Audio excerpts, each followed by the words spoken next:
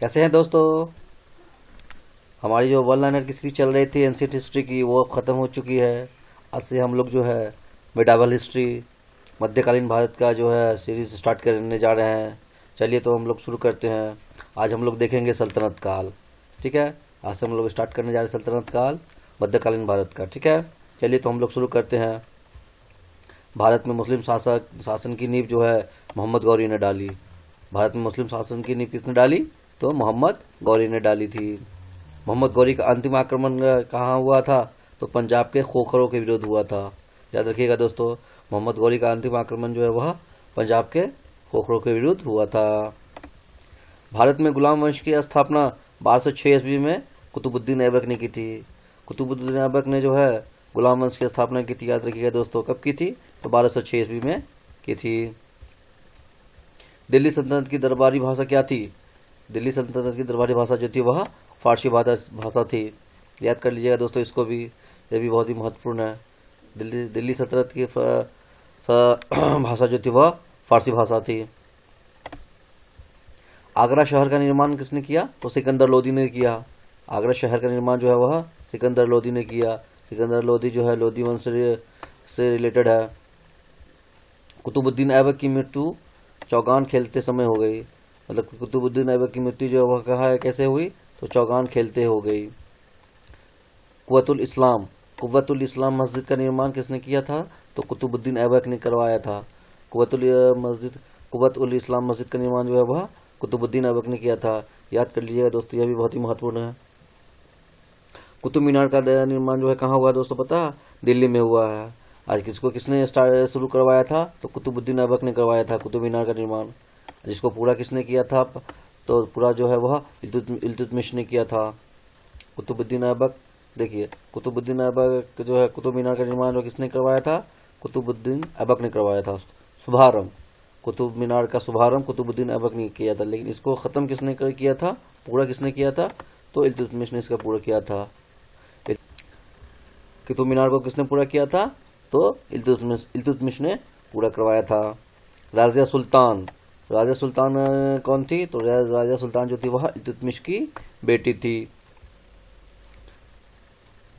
अलाउद्दीन खिलजी के काल में सबसे अधिक जो है क्या मंगोल आक्रमण हुआ था। सांकेतिक मुद्रा का प्रचलन जो है वह मोहम्मद गौरी ने स्टार्ट किया था। मोहम्मद गौरी ने इसको सांकेतिक मुद्रा का चलन किया था। लोदी वंश का अंतिम शासक कौन था? तो इब्राहिम लोदी था। ठीक है, लोदी वंश का अंतिम शासक कौन था? तो इब्राहिम लोदी था। दिल्ली की गद्दी पर बैठने वाली प्रथम महिला शासक कौन थी? तो राजिया सुल्तान थी। विदेशी यात्री इब्न बतूता कहाँ का था? तो मोरक्को का था। याद रखिएगा दोस्तों, इब्न बतूता जो था कहाँ का था? मोरक्को का था। इब्न बतूता मोहम्मद बिन तुगलक के शासनकाल में भारत आया था। इब्न बतूता जो है वह कब आया था? जिस वक्त मोहम्मद बिन तुगलक का शासन भारत पर हो रहा था, उसी वक्त जो है इब्न बतूता भारत में आया था। मुबारक शाह खिलजी ने अपने आप को क्या कहा था? खलीफा घोषित किया था। मुबारक शाह खिलजी ने अपने आप को खलीफा घोषित किया था। खिलजी वंश की स्थापना 13 जून 1290 ईस्वी को किसने किया था? तो जलालुद्दीन फिरोज शाह खिलजी ने किया था। 13 जून, याद कीजिएगा दोस्तों, इस डेट को याद कर लीजिएगा। इस तारीख को अक्सर एग्जाम में ये पूछ लिए जाते हैं। खिलजी वंश की स्थापना 13 जून 1290 ईस्वी को जलालुद्दीन फिरोज खिलजी ने किया था। भारतीय इतिहास में बाजार मूल्य नियंत्रण पद्धति की शुरुआत किसने की थी? तो अलाउद्दीन खिलजी ने की थी। भारतीय इतिहास में बाजार मूल्य नियंत्रण, ये हमेशा अक्सर एग्जाम में आ जाते हैं दोस्तों। बाजार मूल्य नियंत्रण पद्धति की शुरुआत किसने की थी? तो अलाउद्दीन खिलजी ने की थी। इस चीज को याद कर लिया दोस्तों, एग्जाम पॉइंट ऑफ व्यू से ये क्वेश्चन बहुत ही महत्वपूर्ण है। इस चीज को याद कर लेंगे दोस्तों आप लोग। राज्य संबंधों में उलेमा के दखल का विरोध किसने किया था? तो अलाउद्दीन खिलजी ने किया था। अलाउद्दीन खिलजी जो है उलमा सबको ज्यादा ही नहीं देता था। तो उलमा से बिना पूछे ही वो काम कर लिया करता था जो उसको करना होता था। तो उलमा के दखल, उसमें उलमा का कोई दखल नहीं होगा, उसका विरोध किया था। किसने किया था? तो अलाउद्दीन खिलजी ने किया था। अलबरूनी का पूरा नाम क्या है? अबू रेहान मोहम्मद। अलबरूनी का पूरा नाम है अबू रेहान मोहम्मद। याद कर लिया दोस्तों इस चीज को, अबू रेहान मोहम्मद। 11वीं सदी के भारत का दर्पण क्या है? किताबुल हिंद। भारत का दर्पण क्या है 11वीं सदी का? किताबुल हिंद। दिल्ली सल्तनत के अलाउद्दीन खिलजी ने क्या की थी? अस्थाई सेना बनाई थी। अलाउद्दीन खिलजी ने अस्थाई सेना बनाई थी। यह भी काफी बार क्वेश्चन आ चुका है एग्जामिनेशन में दोस्तों। गुलरुखी, गुलरुखी, गुलरुखी उपनाम से कौन कविताएं लिखता था? तो सिकंदर लोदी कविताएं लिखता था। याद कर लिया दोस्तों, ये अक्सर एग्जाम में आ जाता है। गुलरुखी उपनाम से जो है सिकंदर लोदी कविताएं लिखता था। अलाई दरवाजा, अलाई दरवाजा जो क्या है? वह कुतुब मीनार का मुख्य द्वार है। अलाई दरवाजा क्या है? कुतुब मीनार का मुख्य द्वार है। जलालुद्दीन फिरोज खिलजी की हत्या किसने की थी? तो अलाउद्दीन खिलजी ने की थी। जलालुद्दीन जो कौन थे? खिलजी वंश का संस्थापक जो थे, उसकी हत्या किसने की थी? अलाउद्दीन खिलजी ने की थी। अलाउद्दीन के आक्रमण के समय देवगिरी का शासक कौन था? तो रामचंद्र देव था। याद कर लीजिएगा दोस्तों, रामचंद्र देव जो है वह देवगिरी का शासक था। किसके समय? अलाउद्दीन खिलजी के आक्रमण के समय। सल्तनत काल में भू राजस्व का सर्वोच्च ग्रामीण अधिकारी कौन था? तो मलिक था, मलिक। तैमूरलंक, तैमूरलंक ने भारत का पराक्रमण कब किया था? तो 1398 ईस्वी में किया था। याद कर लेंगे दोस्तों, तैमूरलंक ने भारत पर आक्रमण 1398 ईस्वी में किया था। बलबन, बलबन के दरबार में सबसे अधिक क्या थे? गुलाम थे। क्वेश्चन ये हमेशा, ये इससे पहले काफी एग्जामिनेशन में क्वेश्चन आ चुका है। बलबन के दरबार में सबसे अधिक गुलाम थे, क्वेश्चन आ चुका है इससे पहले दोस्तों, इसलिए इस चीज को भी याद कर लीजिएगा। ये भी बहुत ही महत्वपूर्ण है एग्जाम पॉइंट ऑफ व्यू से। फिरोज शाह तुगलक ने बेरोजगारों को रोजगार दिया। बेरोजगारों को रोजगार किसने दिया? तो फिरोज शाह तुगलक ने दिया। मोहम्मद बिन तुगलक को भारत के इतिहास में बुद्धिमान पागल कहा जाता है। बुद्धिमान पागल किसे कहा जाता है? तो मोहम्मद बिन तुगलक को कहा जाता है। मोहम्मद बिन तुगलक अपनी राजधानी दिल्ली से कहाँ ले गया? दौलताबाद ले गया। ये भी क्वेश्चन बहुत ज्यादा आया है एग्जामिनेशन में दोस्तों, इस चीज को भी याद कर लेंगे कि दिल्ली से दौलताबाद राजधानी किसने ले गया? कौन ले गया था? तो मोहम्मद बिन तुगलक ले गया था। तुगलकनामा, तुगलकनामा की रचना किसने की थी? तो अमीर खुसरो ने की थी। तुगलकनामा की रचना किसने की है?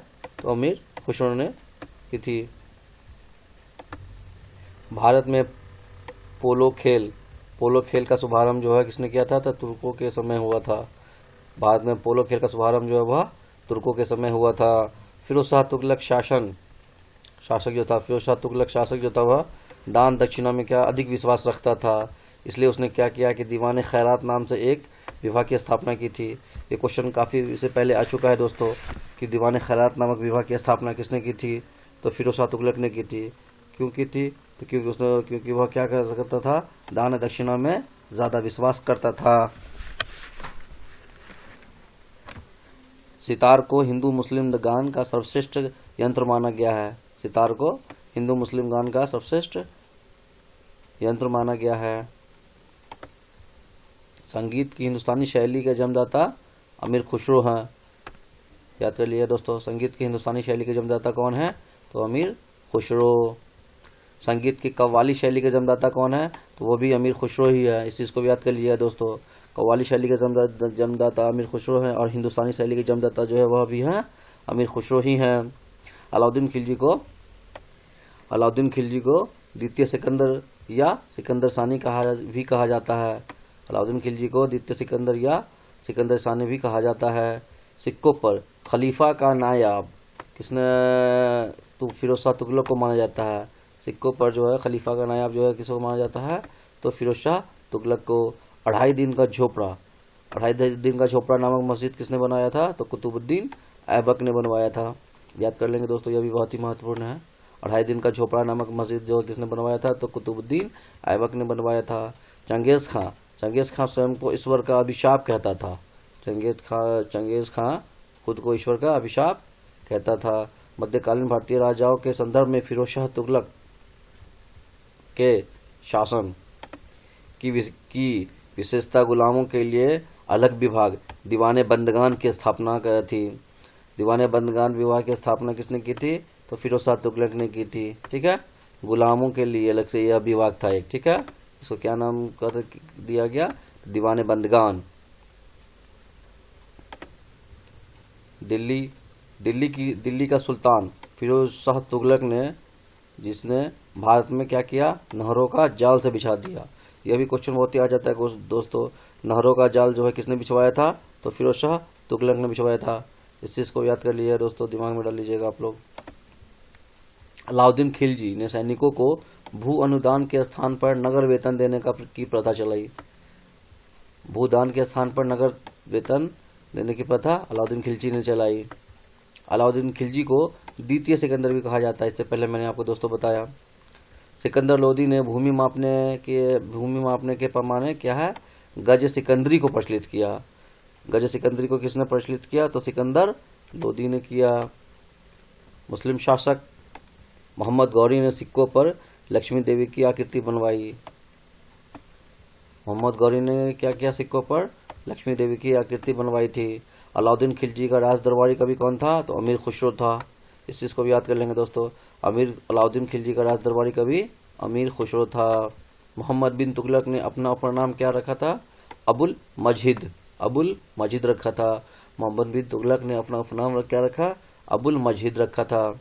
मोहम्मद बिन तुगलक की मृत्यु में कहाँ हुई? तो थट्टा में हुई। याद कर लेंगे दोस्तों, मोहम्मद बिन तुगलक की मृत्यु जो है वह थट्टा में हुई। अलाउद्दीन के बचपन का नाम क्या है? अली गुरशस्प था। अलाउद्दीन खिलजी के बचपन का नाम जो था वह अली गुरशस्प था। याद कर लेंगे दोस्तों इस चीज को भी। पुस्तक रिहाला में मोहम्मद बिन तुगलक के शासन की घटनाओं का वर्णन है।